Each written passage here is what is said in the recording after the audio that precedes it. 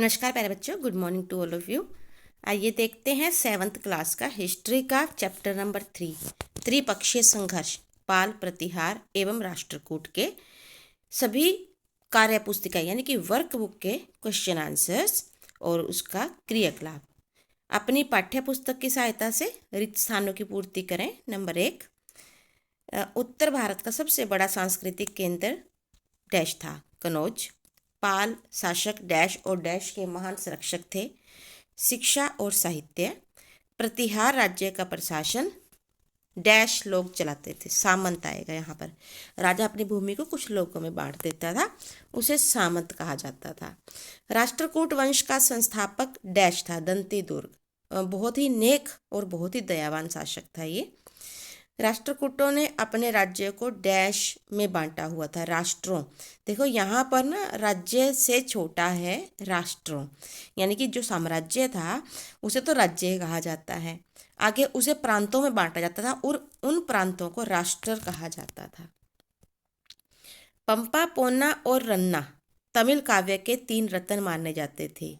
गलत है ये, क्योंकि तमिल के नहीं, कन्नड़ काव्य के 3 रत्न। ये देखिए, मेरे ख्याल से ना बच्चे को ये जरूर पता होना चाहिए कि अगर कोई कथन गलत है तो उसका सही आंसर क्या होगा, इसीलिए हमने सही आंसर भी साथ में मेंशन किए हैं। राष्ट्रकूट शासन की सबसे छोटी इकाई गांव थी, ये बिल्कुल सही है। उसके बाद है मिहिर भोज प्रतिहार वंश का सबसे शक्तिशाली शासक था, ये सही है।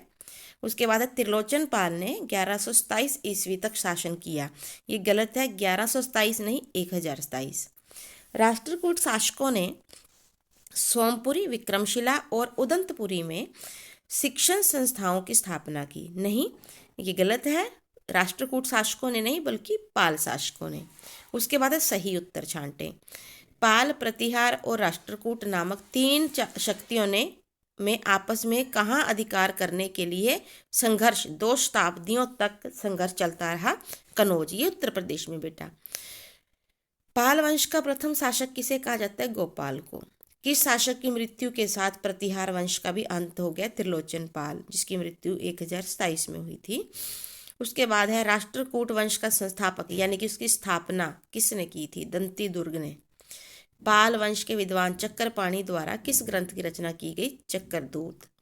उसके बाद मिलान करने हैं भृगु कच्छ बड़ोच में जो ये शाखा है गुर्जर प्रतिहार की। उज्जैन गुर्जर प्रतिहार वंश की स्थापना जब हुई थी सबसे पहले तो यहीं पर हुई थी।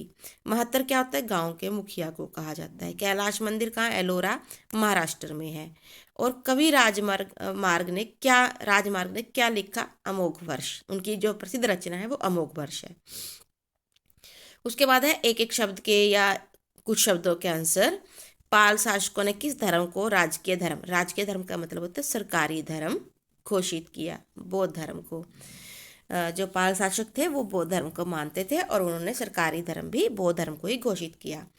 प्रतिहार वंश की स्थापना किस प्रसिद्ध वंश ने की थी, मतलब किस वंश में की जाती है, मतलब प्रतिहार किससे जुड़े हुए हैं, राजपूतों से।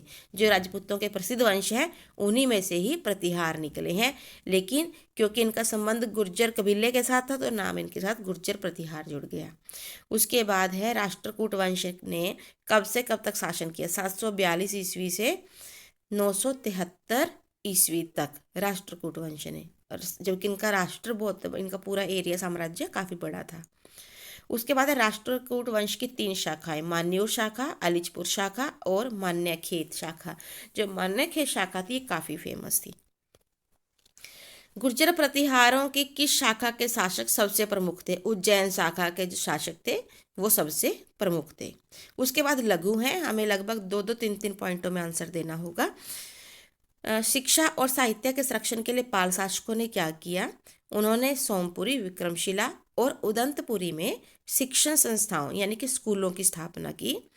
नंबर 2, उन्होंने नालंदा विश्वविद्यालय को पैसे दिए यानी कि आर्थिक सहायता प्रदान की, और वहाँ पर विभिन्न देशों से विद्यार्थी पढ़ने के लिए आते थे। ये हमारे देश के लिए बहुत ही गौरव की बात थी। गुर्जर प्रतिहार शासन कला, वास्तुकला, साहित्य के संरक्षक माने जाते हैं, तो इसके लिए उन्होंने क्या कार्य किया, उन्होंने बहुत मूर्तियां बनवाई बेटा। विष्णु की विषव रूप मूर्ति और कनौज में शिव पार्वती विवाह मूर्ति सर्वाधिक प्रसिद्ध है। और ग्वालियर में प्रदर्शित सुर सुंदरी नामक महिला की आकृति भी बहुत बहुत आकर्षक है। उसके बाद है राष्ट्रकूट शासन काल में राष्ट्रपति किसे कहते थे और उसका क्या कार्य होता था। राष्ट्र प्रधान अधिकारी को राष्ट्रपति, यानी कि जो राज्य था, साम्राज्य था, आगे वो प्रांतों में बांट दिया था और उन प्रांतों को क्या कहा जाता था, राष्ट्र। और राष्ट्र का जो सबसे मुख्य अधिकारी होता था उसे क्या कहा जाता था, राष्ट्रपति। उसका प्रमुख काम था शांति व्यवस्था बनाए रखना और भू राजस्व इकट्ठा करना। भू राजस्व का इकट्ठा करने का मतलब होता है कि लोगों से अनाज का हिस्सा लेके फिर वो आगे राजा को जमा करवाना। उसके बाद नेक्स्ट है बड़े क्वेश्चन आंसर। राष्ट्रकूट शासकों की शासन व्यवस्था। साम्राज्य को राष्ट्रों यानी कि प्रांतों में, विषयों में, भुक्तियों में बांटा गया था।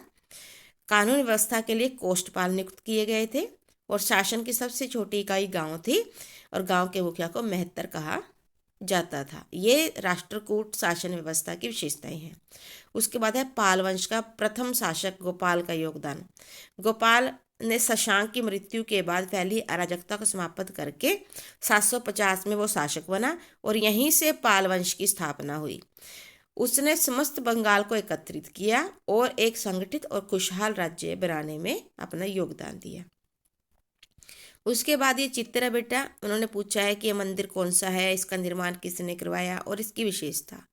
ये चित्र है कैलाश मंदिर का जो एलोरा में स्थित है। एलोरा कहाँ है, महाराष्ट्र में। इसका निर्माण राष्ट्रकूट शासकों के द्वारा करवाया गया और इसकी विशेषता ये है कि पूरा का पूरा मंदिर, इवन के शिव जी की मूर्ति भी, उनका शिवलिंग भी, ये सब कुछ एक ही चट्टान को काट कर बनाया गया। कुछ भी काट छाट के इधर उधर नहीं लगाया गया। उसके बाद मैप है बेटा, मानचित्र है आपके पास।